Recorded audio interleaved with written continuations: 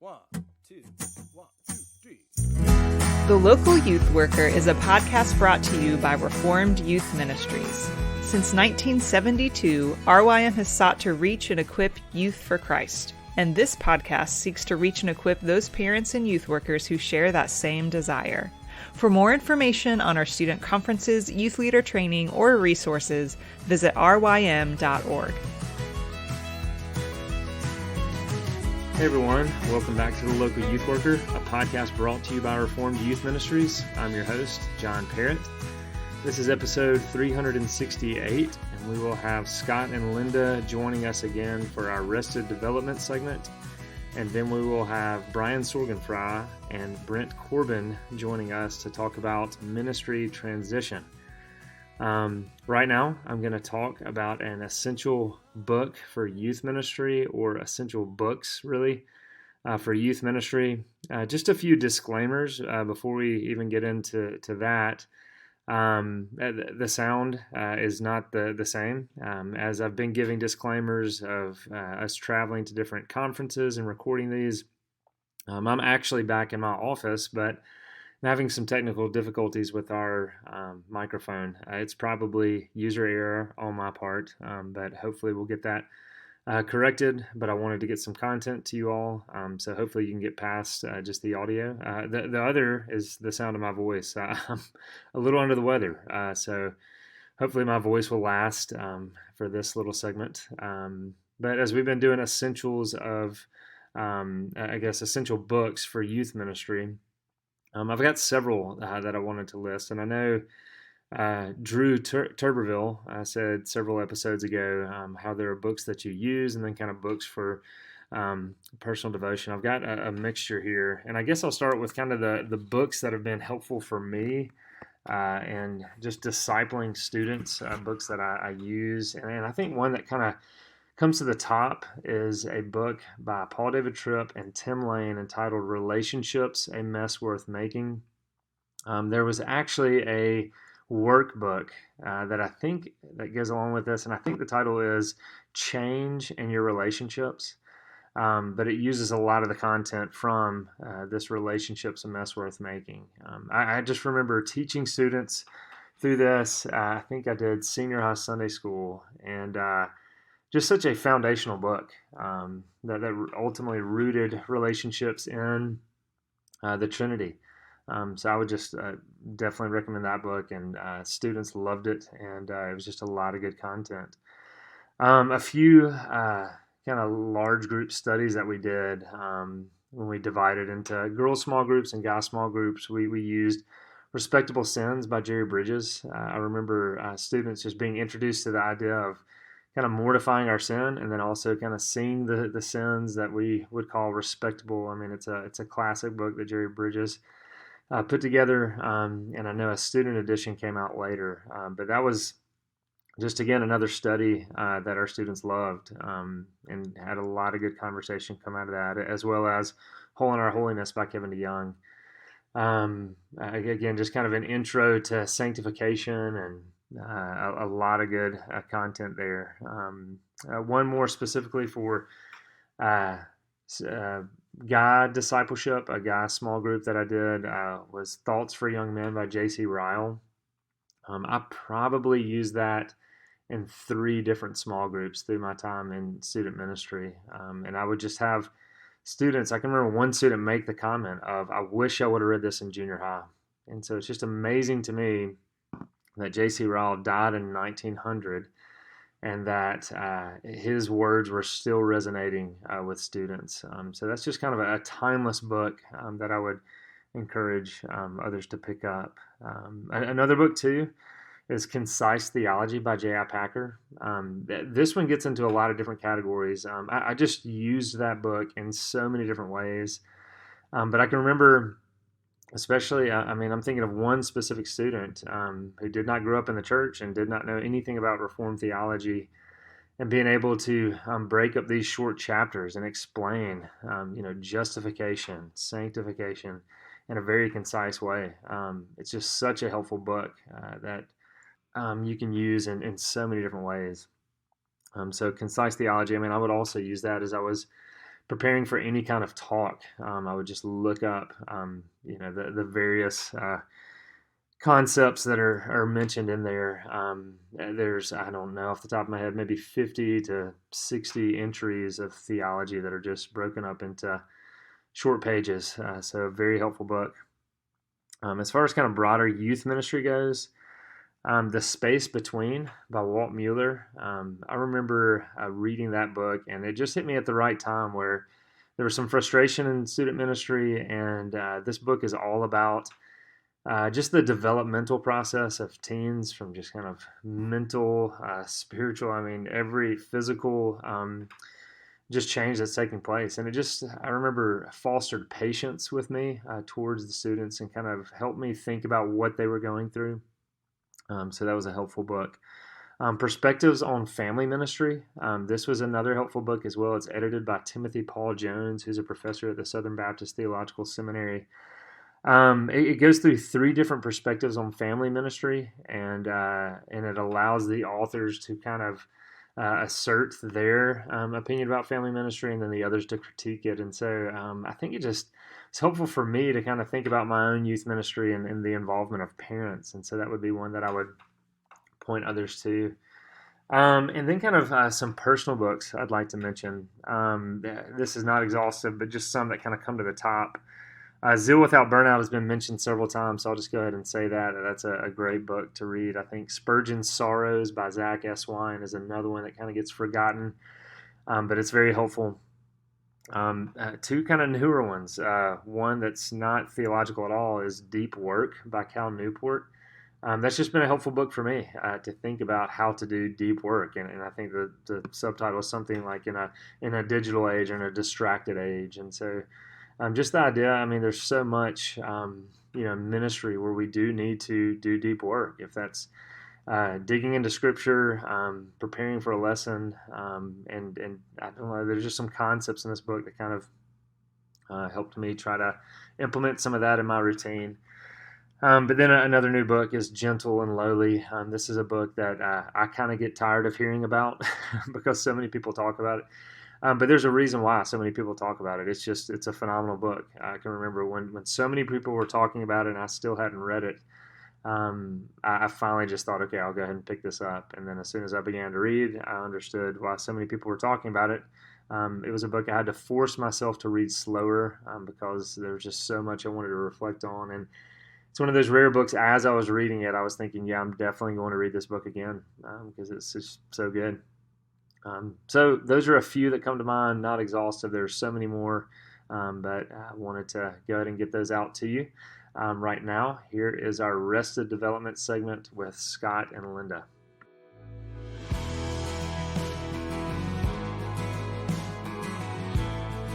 Hey everybody, welcome back to Arrested Development. I'm here again with Linda Oliver and Scott Byrd. We're in Florida right now. And I didn't say this last time, but it's just awesome to be able to sit in the same space and have these conversations. I know we have talked about that, just being so burned out of Zoom meetings and all that kind of stuff through COVID, but it's definitely taught just the importance of physical presence and being together, having these conversations. So appreciate the two of you joining me again, especially because you all have students, and even in between our first conversation to now, Scott's having to arrange a bus driver to pick them up for their day out today, and Linda's got those details as well. So I know you are juggling a lot, and I appreciate y'all being a part of this.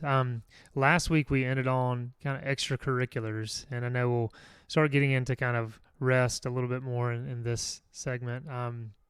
But I'd love to hear, Linda and then Scott, what you all do to try to be a part of extracurriculars with students. Do you do that at all? Just kind of what does that look like for you, Linda?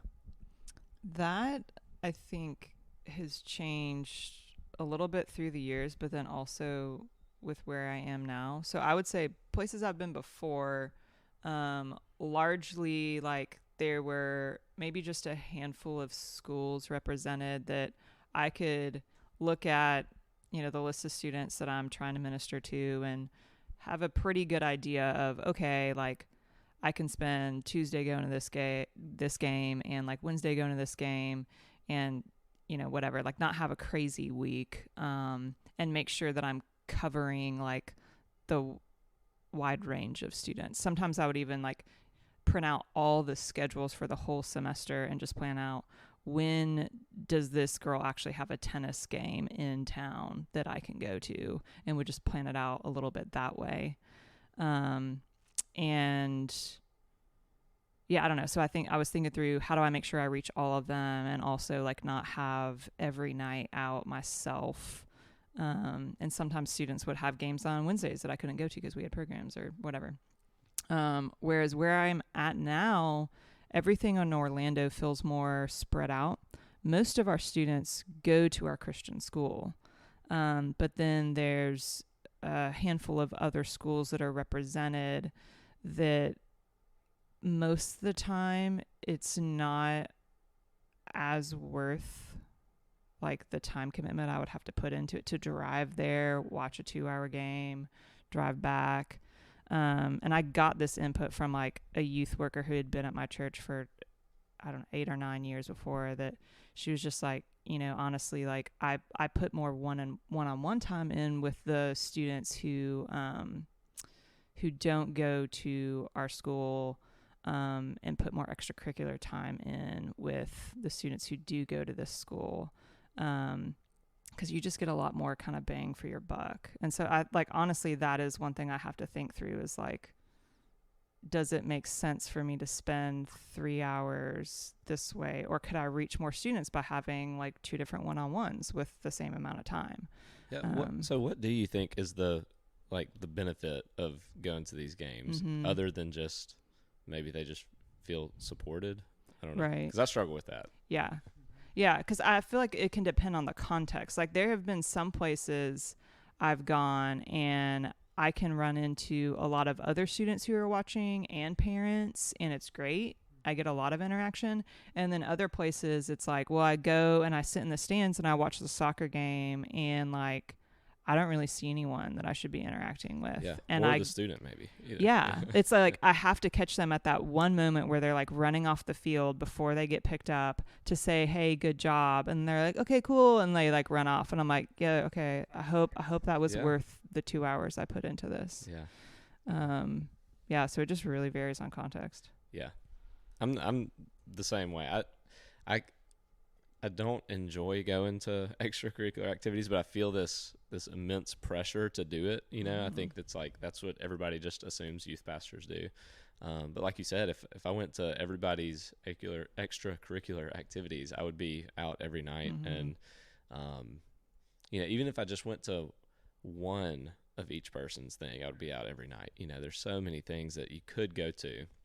And so I really don't do a whole lot. I try to do maybe one football game if we have football players on the team.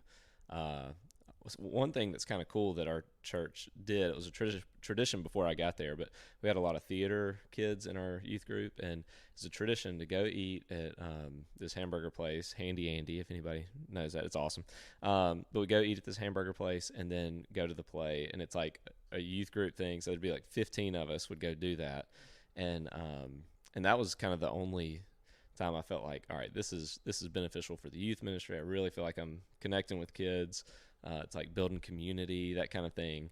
But yeah, just showing up to a football game and sitting there. I'm not going to sit in the student section because I'm the old guy. That would be creepy, So I feel like, I just don't know what the benefit is. And usually, I don't know if this should be a motivation to go to the games or not, but usually those people that are playing in those games are not involved in the youth ministry. Like those people that are really involved in sports are too busy to be involved in the youth ministry. And so I feel like I don't really have a relationship with that person. Me going to this game is probably not going to help that relationship.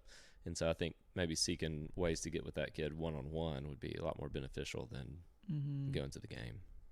Has that changed like the longer you've been in youth ministry, that you've gone more towards doing thinking less of investing time in extracurriculars?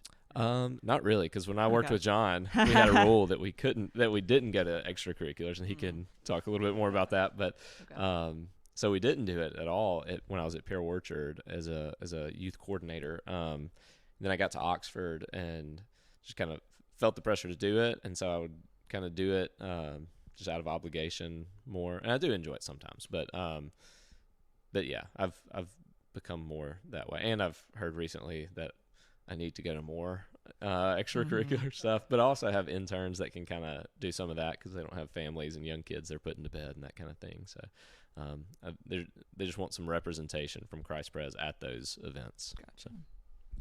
Yeah, it's sometimes it does seem like just a glorified PR thing for the youth ministry, just to be seen and just to show up. And I mean, Linda, the example you gave of, man, I might see the student for 5 seconds and just kind of, hey, and they knew I was out there. And so I don't want to minimize, especially those who are listening, that there's ministry that can occur. There's ministry that is good. I think Lynn recently on the show is saying she loves going to these games because she sits with the parents and she's with them. She gets to interact with them and they're watching the students. So without a doubt, don't hear me say there's not value in that and that it's not important. Yeah, kind of speaking to what Scott said, early on, I went to a lot of extracurriculars, and we would typically, if we had football players, we would try to go to at least one game of a football player and try to make it a big deal of like, hey, if you want to come, we're going to meet at this restaurant before. So you'd have plenty of students come, and then we'd go to the game and you get to, see a lot of your students there. So it was kind of accomplishing a lot, but kind of where I first began to change my thoughts on some of this was, I got in, on a Monday morning to the office, and I had an email from a parent and said, hey, I heard you were at this football game on Friday night. Why weren't you at my son's football game? And I started thinking of, okay, at this time, I think we had 17 schools represented in our youth group. And I started thinking of all the extracurriculars, from the chess team to theater to all kinds of stuff. And I was thinking, I cannot possibly be at all of this. I'm going to miss some student stuff. I'm a father of my own, and I'm like, I've got my own children that I need to be around. And so I just started rethinking of, what, let's just not do any extracurriculars, and let's really emphasize one-to-one ministry and picking up students and getting time with them. And also too, I just thought sustainable, like it just allowed me to do the job longer by not being out that many nights and not sacrificing my family, to go and to be at everything. And so that was a significant change that I made. I mean, I ran it by our senior pastor, and I would even at our orientation when parents came in, I told them that at the very first night. So they kind of had an expectation of, look, in some ways, I think it's an old school form of ministry, and people still do it, but there's also some changes. And even as I'm thinking of like going to school lunches, there are a lot of schools and a lot of places that don't allow that to happen anymore. So it's just kind of changing a little bit of a mindset. But that was a way that I felt like I was able to kind of continue to do the job and to sustain the pace a little bit more, but to back off. But Linda, do you want to react to that? Scott, do you want to react to that? Make some comments, follow up on that, and then we can maybe talk a little bit more about just kind of resting a little bit of ministry. Are y'all good? I was just going to say, with the school lunch thing, one time I asked some students, because I felt that pressure too to be in the cafeteria and stuff, and I asked some students, I was like, do y'all want me to come, like, would y'all want me to come sit and eat lunch with y'all, or would you rather just hang out after school? And they were like, please don't come to our school and eat lunch with us. Yeah. I don't know if that says something about me or just them and just kind of their world, and they don't maybe want, somebody else coming into their world, and it would be weird and awkward and all that kind of stuff. So anyway. Just want to throw that out there. Yeah, there are definitely some school lunches where it's like that. I had one public school once in another city that we weren't allowed to like walk amongst the tables. We were only allowed to like hang out kind of by the wall, and the students could come talk to us. And I was like, what? Like, why would we want to do that?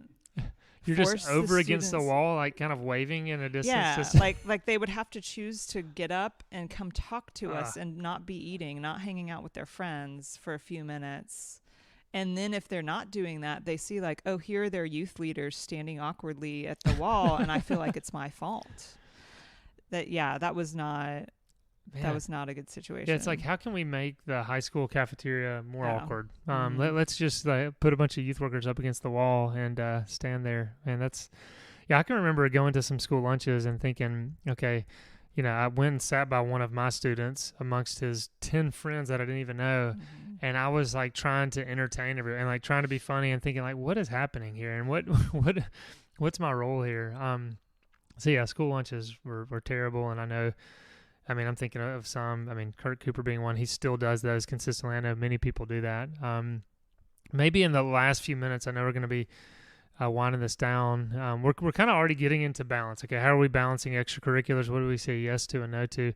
What about some practical things that have been restful for you and your schedule throughout the years? Some rhythms, routines that you try to make sure. I mean, guarding a day off, things like that. I mean, Linda, maybe speak into some of that. How do you guard a day off? How do you find rest? What are some things that are helpful for you? Yeah, I think I had the whole guarding a day off like really ingrained in me from when I first came into ministry. So that's been pretty consistent for me. One thing that's been really helpful to me, which I think it's coming like partially from some books I've been reading and partially from like leadership at my church in the past year or so, is just this idea that I'm recognizing all these ways that I have all these self-imposed demands on myself and self-imposed deadlines, and those are the things that can really exhaust me. And for me to go like, oh, nobody else told me that project needed to be done by October. I just had that in my mind, and that's why I'm stressed out about it. Nobody told me I had to like accomplish this many extracurriculars in a week or whatever it is. I just came up with that number myself, and I'm telling myself I'm not a good youth worker if I don't meet those things. Just the ability to back up and go, okay, is somebody actually telling me I have to do that? Or did I come up with that expectation myself? And can I back off of that? Like, is it okay for us to not have as many programs this summer as I've done in the past? Like, nobody's telling me that I have to have as many programs as I've done in previous places, and I have permission to not. Yeah, things like that have been really helpful in finding a balance. That's great. Yeah, you can put a lot of expectations on yourself that other people are not expecting of you. I think for me, definitely guarding your day off and just not do anything. Like our church had this kind of event on a Saturday that it was not like a church-wide event. It was they were meeting with this other church, and it was kind of like, hey, if you can make it, come do it. But we'd had some other stuff for church the weekends before that, and I was just like, man, our family needs a weekend where there's no church stuff. And so I just said no, like, we're not going to make it. And nobody's mad at me or anything like that, I don't think. But yeah, I think just being able to say no and having some people maybe disappointed, but you're guarding yourself for longevity in ministry, and youth ministry can burn people out quickly if they don't say no to things. I think another thing that was really good for my rest in ministry was our senior pastor, Kurt Presley, went to RYM one year, and we were having our second baby, and he went to RYM, and he came back, and he said, first thing he said when he came back, he popped his head in my office. He said, hey, how many days off do you get after a trip like that? And I said, well, I usually just take 1 or maybe 2 and then come back in the office. He goes, you need more than that. And so he said, ask around these other churches, see what they do, come up with a policy. And I asked around all these different churches that were about our size, and some of them, I mean, it was crazy. Some of them said, we don't give our youth workers days off after trips. They have vacation days that they can use. Yeah. And but the healthy churches, they said kind of a standard one was for every night that you're away, you get a day off when you get back. So like, junior high RYM, I'm gone for 4 nights. So when I get back, I'll have 4 days I don't have to work. And, senior high is 5 nights. So I'll be off the week following that. And it's kind of tough to do when you got a trip coming up and you still have some stuff to prepare. But, that expectation is that you can be off if you need to be. And of course, ran that through the proper people that needed to approve that and everything. But that was super helpful, just having kind of a clear policy, and it's not like up in the air and you feel kind of guilty for missing a day or two. So that was helpful. No, that is very helpful. And yeah, that's a gracious church that's going to do that. I mean, it really does. I mean, if anyone's listening to this and they're in that kind of a church, I mean, that frustrates me, that, people would take advantage of their staff like that and run them into the ground. And that's not a gracious mindset. Yeah, I mean, there's lot of scripture I think we could throw at that to deal with. So no, that's awesome to hear. And yeah, comp time is so important. So look, yeah, I think the last thing, since we mentioned reading a lot earlier, on my day off, I made sure I did not read. Or if I read, I mean, typically I would have devotional material. It was nothing related to youth ministry. A book that was solely just a devotional book on top of scripture. And so, yeah, I just wanted to get my mind away from youth ministry as much as I could, because I know with us, we bring, it's hard not to leave the work at the office and just get home, but trying to, as much as I could, just mentally check out from youth ministry, not think about it, and try to be present with my family. And so, yeah, I found that not reading anything kind of youth related was important on those days. So that was just kind of a final thought I wanted to share. There's a lot more I'd love to follow up with on programs and comp time, but maybe we can talk about all that later, because for now I know you guys need to get back to students. So I have enjoyed the time just to catch up with y'all, and I hope the rest of the week goes well here. So Linda, Scott, thanks a lot.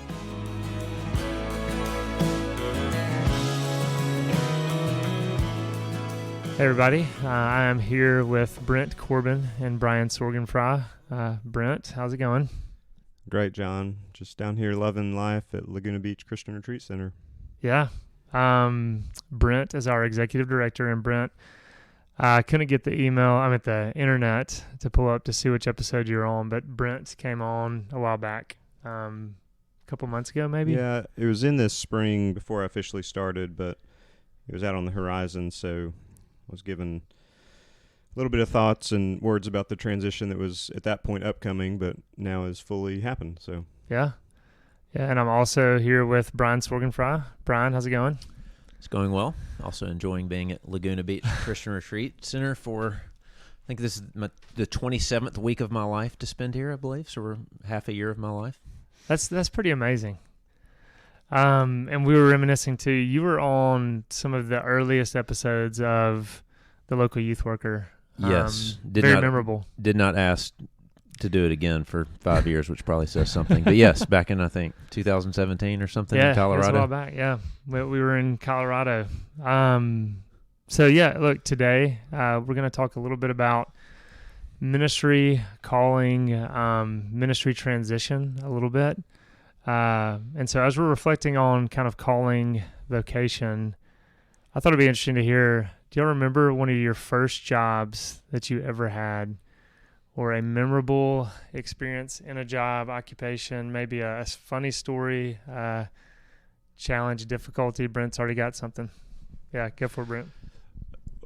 So I was a finance major in college, and I had gotten the exact kind of job that I thought I would want upon graduating from OU. And so I was sitting at a bank in an oil and gas lending group, and the time that I joined the bank, the price of oil was very high, so companies just weren't needing to borrow a lot of money. And so that meant that my job was extremely slow. And so what I would do to pass the time at my job is I had a cubicle. Actually, I was so low on the ladder that I shared a cubicle with an intern. But to pass the days, I would bring. I had been a recently converted reader at that point, and so I hated reading my whole life until RUF in college, and I started reading. Anyway, I'd bring books to the bank, and I would set them in my lap, and I would have my hands on the keyboard like I was doing bank work, which I had none to do. But I would sit there and read books in my lap, and then if anybody ever walked up, I would quickly close the book with my legs and further act like I was doing work at the computer. So I like to say that year of working in the bank drove me into early retirement and eventually into ministry. So even the guy or girl that you shared the cubicle with, did they know what was going on? Did you let them in on this? And for sure, because if I was low on the totem pole, he was even lower than me, and so if I had nothing to do, he really had nothing to do, and so we would talk about it. He was a believer also, and so he knew what I was doing. He was probably doing the same thing, and it was just early enough in kind of internet work age. It was 2003, where you just had the sense that Big Brother, the corporate, the corporation was looking over your shoulder at every kind of website you were visiting and everything, which they probably were, but it kept us properly scared about not just doing everything on our computer, hence bringing actual books to work. So, yeah, nice. Yeah, I had a cubicle experience as well in insurance right out of college. The office, I think it just gives, greater appreciation for that when you experience cubicles. Brian, did you have a cubicle experience or anything else you can think of early work? I literally think I would go insane in a cubicle. It was rough. One of the first jobs I can remember, and I don't even know how it came about, but me and like a couple buddies in high school for a summer became a janitor at a church together because we thought it'd be fun to work together, and they needed some summer help because what they did every summer was they would strip the floors, which I didn't know what this meant, which means you strip the wax and then you got to re-wax it. And so that's pretty much what we did all summer, along with the full-time janitorial staff. And what that turned into,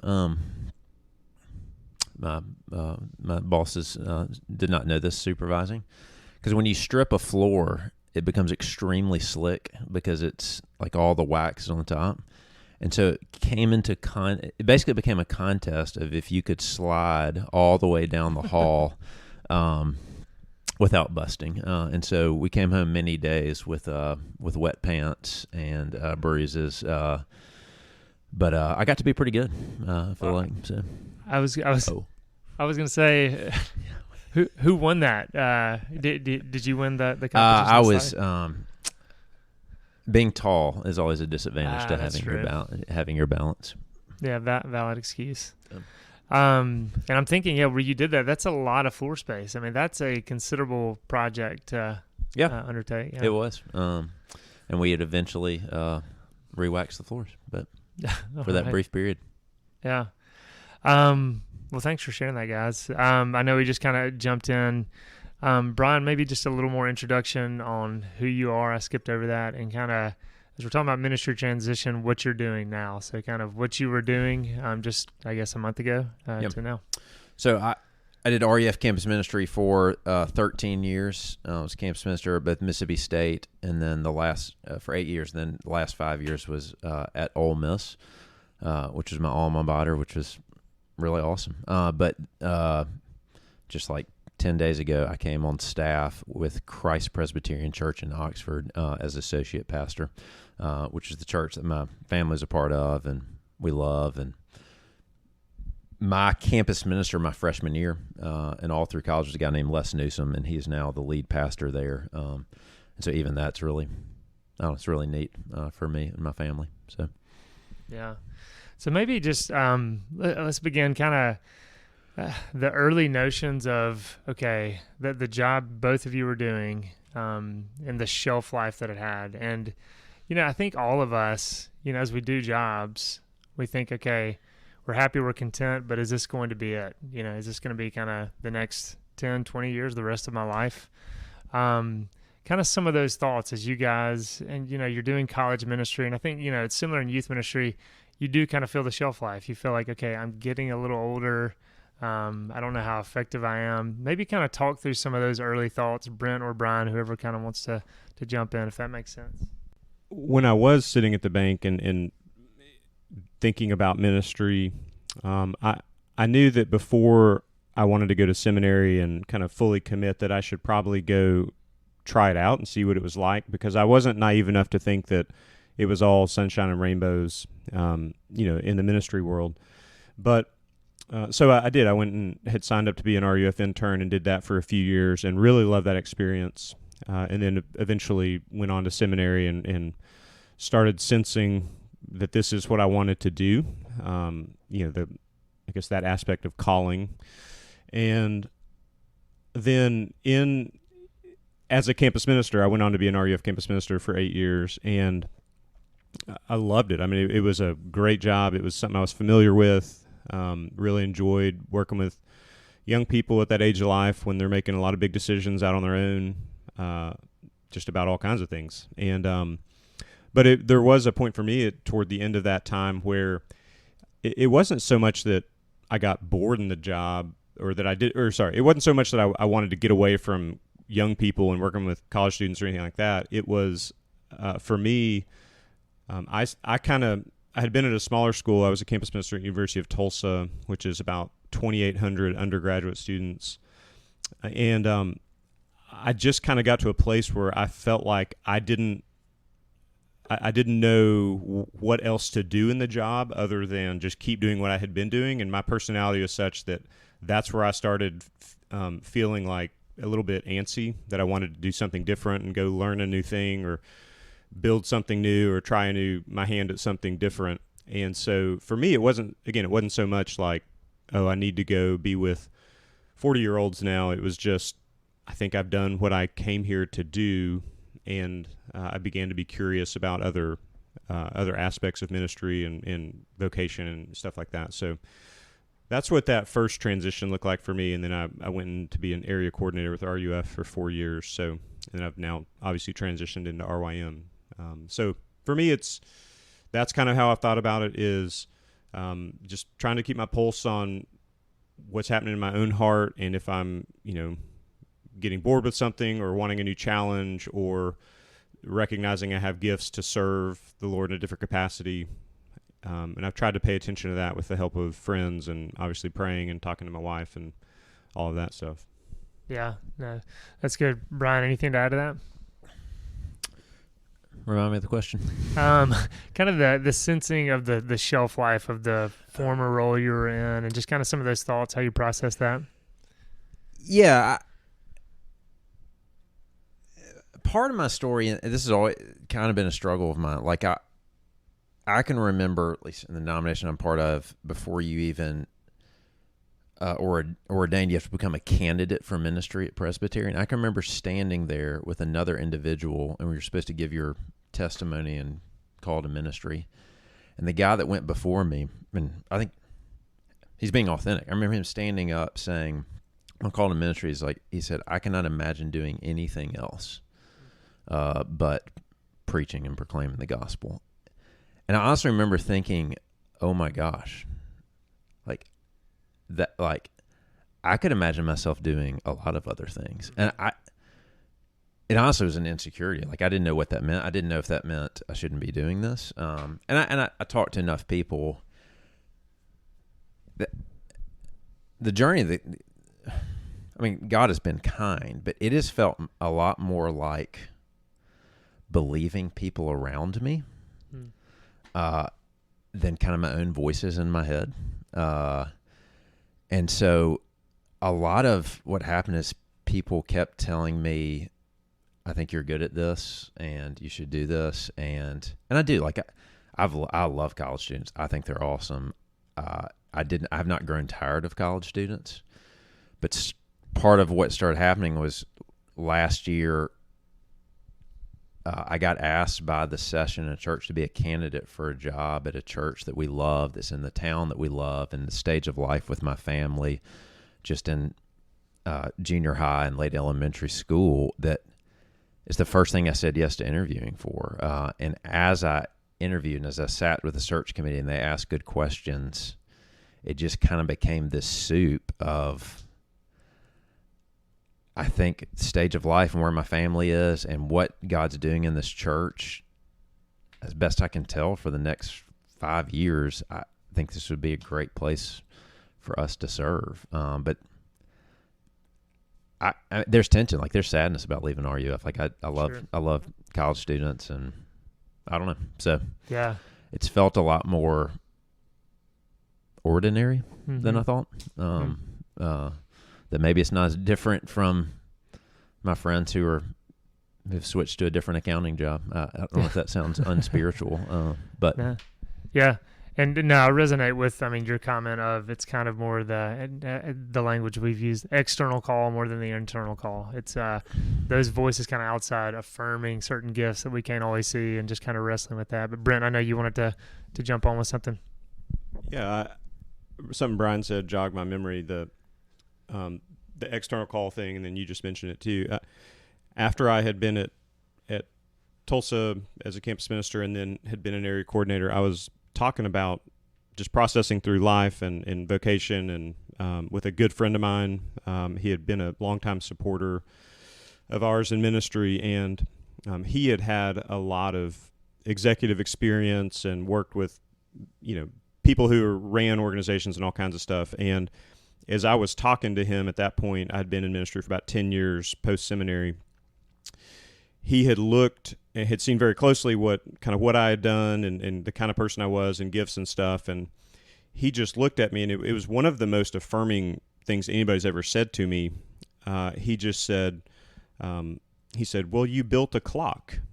And I didn't know what that meant at all. And so I said, what are you talking about? He said, when when Steve Jobs was at the helm in Apple and was kind of their everything, he created an organization or a company that, in order for things to ultimately get done, all of the major decisions ran through him. So he was the gatekeeper of every big decision.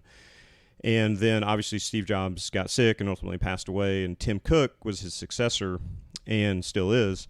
And the way that Tim Cook set up Apple, and it's interesting because as great as Apple was and as many novel things as they did, and it changed the world in some ways, Apple has actually been more profitable and has grown as a company more under Tim Cook than it did under Steve Jobs.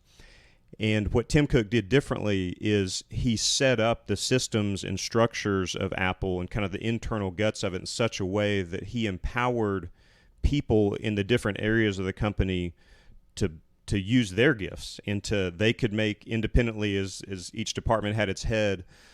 Those department heads and different people, they could make big decisions, and Tim Cook fully empowered them to do that. And this article that he had read that he was referencing was that Steve Jobs created Apple, but Tim Cook built the clock that makes Apple run. And so when he turned to me and said, "You built a clock," it was, it wasn't a direct comparison to Tim Cook. That would have been wrong and too flattery. But he was just saying, you take joy in looking at the thing, figuring out how to make it work, and then putting the people and the systems and the structures in place to make it work. And I loved that because I think that spoke to some of the things that I enjoyed most about doing ministry. It helped encapsulate where I thought some of my gifts were and as they had developed through those 10 years or so. And I think ultimately in this most recent transition into RYM, as I was interviewing with the board and talking with them about what they were looking for, it got to be really invigorating and exciting because the way the job description read and the way that they talked to me about it was basically that. They said, here's the thing, here's the product, so to speak. We want you to come in and look at all the areas and, get the right people on the bus in the right places, and then set this thing up to go. And RYM was already functioning very well before I came in, but just to come in and kind of do that was a very invigorating, exciting prospect for me. Yeah, no, that's good. Kind of maybe staying on this theme a little bit. Those who are out there listening and they might be contemplating, okay, is it time for me to move on? What are some thoughts on, no, it's not time to move on yet? What are some thoughts on, both of you guys are moving on and you're transitioning, but Brian, you had mentioned, I think this was the only interview you actually accepted. So you had other people calling you. So it doesn't have to be you answering this, but maybe some thoughts, some counsel on somebody out there listening. And you might say, well, no, think about these things before you move on, or no, it's not necessarily time to move on. Maybe you should stay. Any thoughts on that, either one of you? I have one thought on that really quickly. When I was in RUF for 12 years, along the way, I heard this from a number of different people, and I think there's a lot of wisdom in it, especially when you think about doing ministry with younger people where, they're staying the same age even as you're aging up. The wisdom or the thing that we would hear from just each other was stay in as long as you can, because there really is something to be said about being closer in age to the people you're ministering to. And, youth culture and even collegiate culture, that's a world that changes so frequently. And things that people are into and the shows they're watching and the songs they're listening to, all that. I mean, it's so cyclical. And the more you can kind of hang in that world and pay attention to it and have your finger on the pulse, just the more effective you're going to be at connecting with people. It doesn't ultimately mean you'll be super effective at ministry itself, but just getting in their space and understanding it is a big deal. But at some point, if you look up and you realize I'm just feeling it, I'm feeling the distance. I don't like watching some of those shows anymore, and all of us do things in our jobs that we don't love, so sometimes you just watch it anyway. But if it's not coming as natural and it's starting to, maybe it's your family schedule that starts conflicting with what the job is demanding of you in the evenings, or maybe time away or being out of town, you ultimately have to look at a change. But I think there's a lot of wisdom in that. There tends to be more, just statistically, more opportunities for evangelism with younger people. They're more available. I was talking with a pastor yesterday down here at lunch, and he said he's contemplating actually a move into a younger, a line of work with younger people in the church. And I just said one of the biggest changes you'll recognize is that young people are so much more available than adults. And so the pace at which you can have the conversations and, Lord willing, see change in their life just tends to be really sped up. And that's a really exciting, in my mind, that's a really exciting thing to be a part of, because, it's evangelism is right there in front of you. Discipleship can happen, it's all the Spirit's work, but as far as we can see, it can happen at a quicker pace just because you're getting more touches or more frequent touches with the people you're talking to. And Brian, I don't know if this is helpful too, kind of going back to your, you said, again, this was the first interview you took. Maybe some of the thoughts of why did you say no to some of these others? I mean, there could be so many reasons for that, but just kind of some reasons you thought, as appealing as this offer for this interview might be, it's just not time, and I just, don't feel like I'm being pulled away from this yet. I don't know. Any thoughts there? Yeah, I mean, part of it, I just, I loved RUF, and I loved working with college students. They're fun. Everything that Brent just said, the amount of free time they have, there just seems to be this, I don't know, it's all I've ever worked with, so maybe it's going to be true elsewhere, but that kind of 4 years of college where for the first time many students are on their own, asking questions, away from parents, lots of transition happened.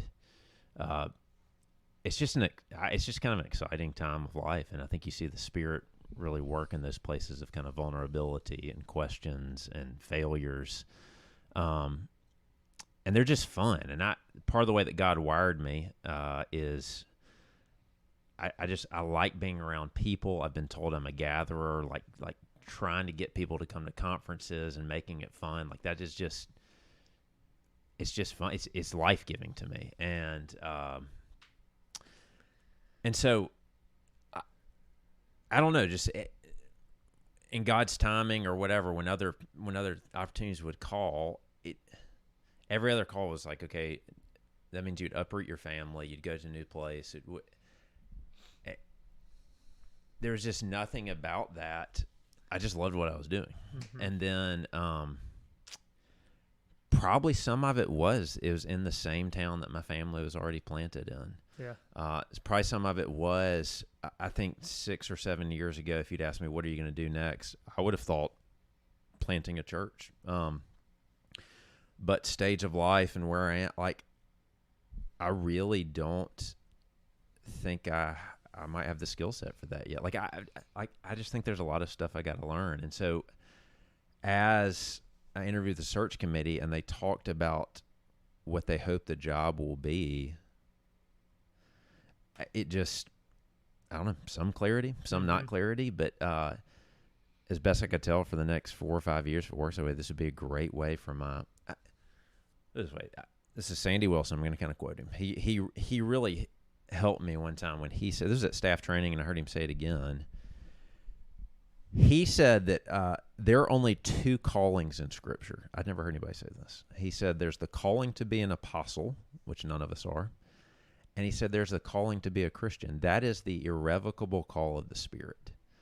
And then he said that means being a pastor is just a matter of wisdom. That all Christians are you're always called to follow Jesus, to take up your cross and follow him, whatever that's going to look like. But he just said a pastor is someone through wisdom, and everybody else has said, this is what it's going to wisely look like for me to follow Jesus right now. And a banker has said, this is what it's going to look like for me and my family to wisely follow Jesus. In some ways, it demystified it, I think, in a helpful way that honestly felt freeing.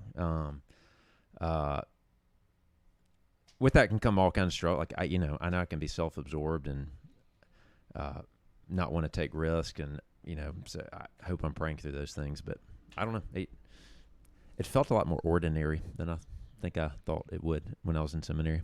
Yeah, that's helpful.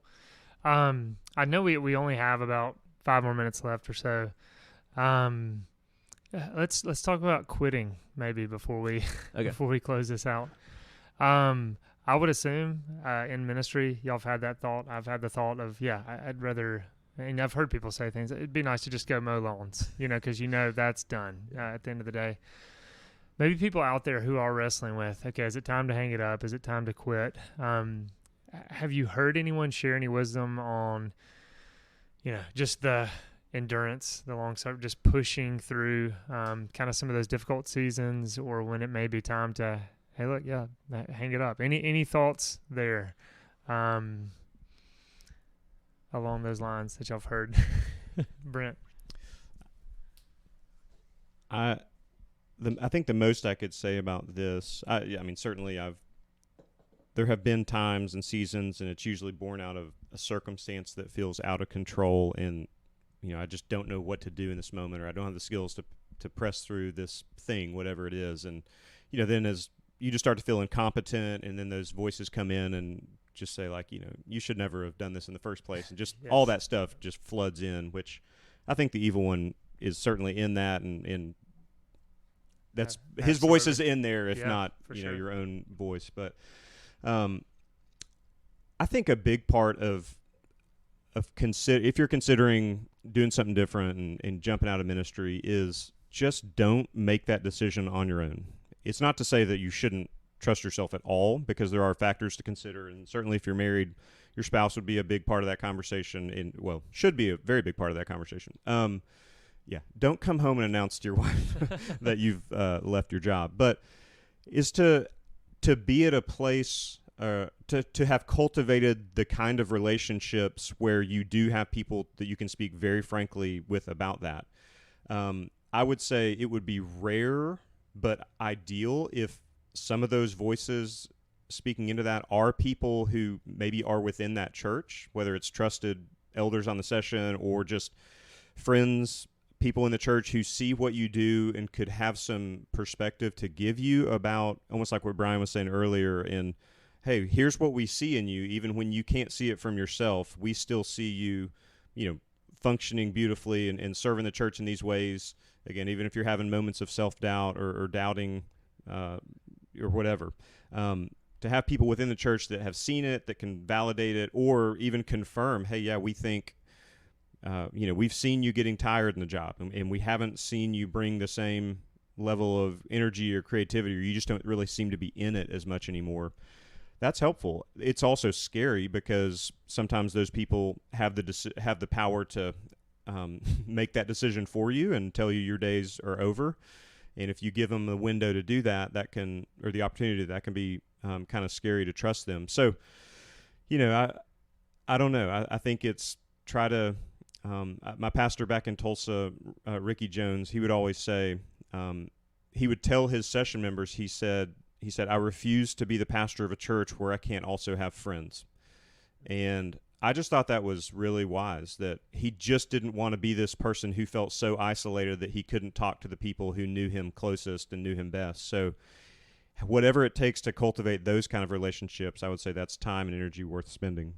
Yeah, that's a good word. And something, even as I'm asking this, I'm thinking of maybe something to help out. As I thought about quitting. I think I've said most youth retreats I thought about quitting at least once. And so I think something from that was to always consider the context. Usually those thoughts came out of, and something you said, Brent, that triggered that was I was exhausted, I was fatigued, and I wasn't thinking clearly. And yeah, the evil one's on the prowl for sure. And so just kind of all those factors together. So I think, whoever's listening, maybe potentially contemplating that, like think of the broader context of what your life circumstances are as those thoughts are coming about. So that's a thought that came to mind. But Brian, I'd love for you to kind of jump in and share anything.